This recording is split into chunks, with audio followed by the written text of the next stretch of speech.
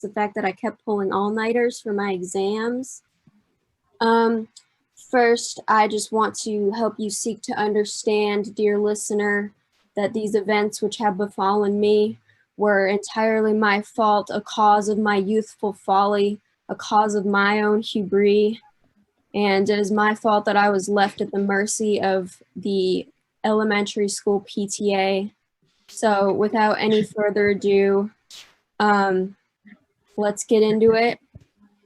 Basically what happened was okay, what did you guys do this summer? That's cool. I tried to write a children's book. I thought that that would be very rewarding and fulfilling. How foolish I was.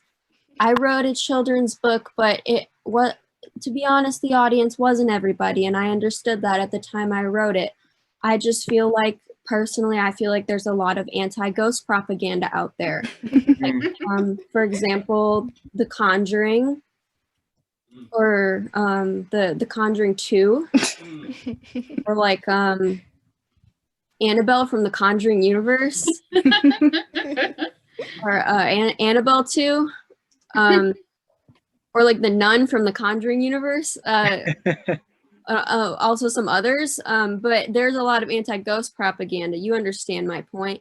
So I just wanted to write a book for parents who want their children to be, how do I say this, taken by a ghost. They want their children to be taken by a ghost. This turned out to be a foolish move. The book is now completely banned in several countries. And the PTA was so angry at me at the school that I presented it at that now I have been forced into eternal bondage to present to you and other students like yourselves some Halloween safety tips. So let's get into that. I've prepared a little brochure for everybody just to keep us all safe this Halloween. Let's take a look at it.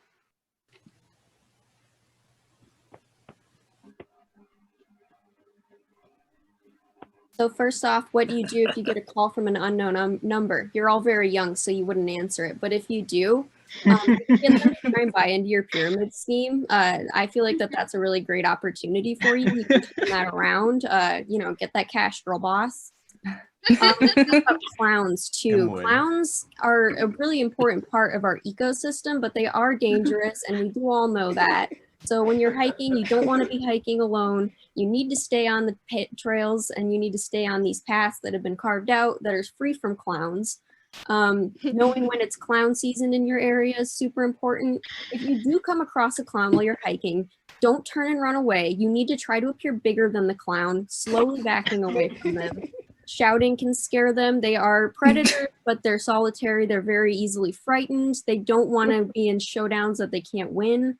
You want to try and prevent clown attacks, first of all, before even getting into these situations. So you want to know how to recognize clowns in the area. You want to know like their feces. Their shoe prints are really easy to identify because they're clowns. You want to find a different place. If you think there's clowns nearby, signs like trails of blood or these shoe prints or clown feces can be signs that you need to go somewhere else and get away. Let's talk about the Strange Hooded Woods cult. If you are captured by a Strange Hooded Woods cult, you can do things such as recite recently used emojis. Whatever you have to do, just say it with confidence.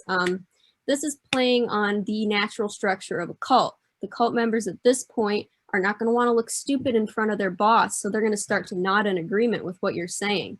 And then at this point, the cult leader's not going to want to look confused by something everybody else clearly understands, so he's also going to start to nod, or she, girl boss. At this point, this is when you can start to walk away in like a calm and like a backwards fashion away from the Strange Hooded Woods cult, and thus you can save yourself.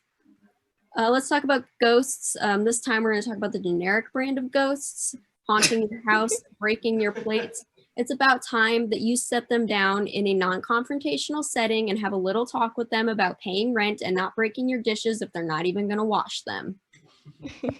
Let's talk about ghosts of a family member. If you're being haunted by the ghost of a family member, it's time for a different talk, the nepotism talk. You want to point out to them that there are plenty of other people out there for them to haunt, and you shouldn't be their only choice for haunting just because you're related. You want to be friendly but firm in this point, really explain it to them. Don't like try and see things from their point of view, but ultimately be firm with them to find another candidate, please. Let's talk about animated dolls. In the case that you see an animated doll, you need to remember that they are more scared of you than you are of them.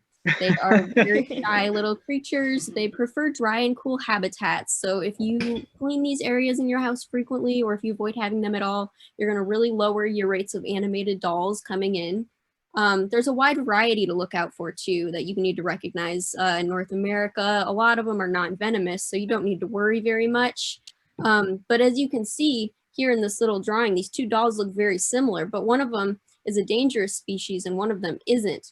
As you can see, the one on the left wears a frown, so don't leave town. But the one on the one on the right has a knife, which of course everybody knows means has a knife, kills your life. So get out and quickly.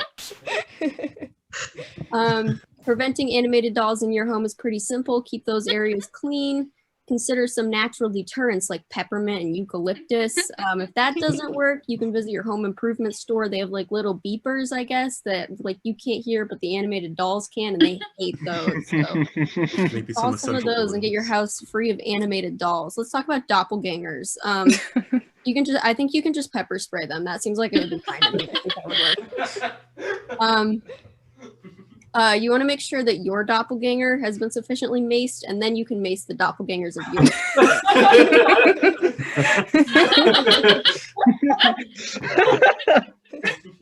And here we have a masked killer, a very common situation that we all deal with. If you are attacked by a masked killer, it's time to channel your inner switch energy and capture them instead. Once they are secured, you can do makeovers and you can vent about the high school things that you should have probably moved on from by now. Personal friend. So yeah, with that, we've come to the end of the brochure. I hope that's helped you all to stay safe this Halloween. And I really hope that you don't have to, serve the PTA for eternity like I do. That's just the moral of the story. Thank you, everyone. Woohoo! Great job, KB.